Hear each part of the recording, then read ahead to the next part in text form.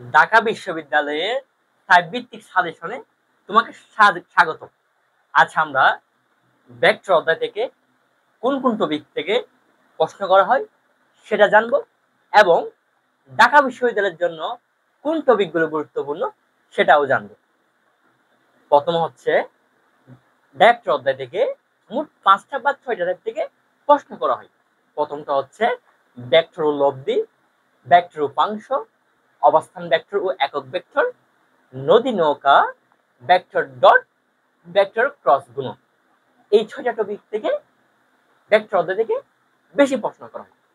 তবে ঢাকা বিশ্ববিদ্যালয়ের যে প্রশ্ন এটা ভালোভাবে দেখলে বোঝা যায় ঢাকা বিশ্ববিদ্যালয়ে প্রতি বছর 4টা টাইপ থেকে বেশি প্রশ্ন করে। সবচেয়ে বেশি হচ্ছে ভেক্টর ডট এবং ক্রস গুণন, তারপর হচ্ছে ভেক্টর লব্ধি, তারপর হচ্ছে ভেক্টর উপাংশ।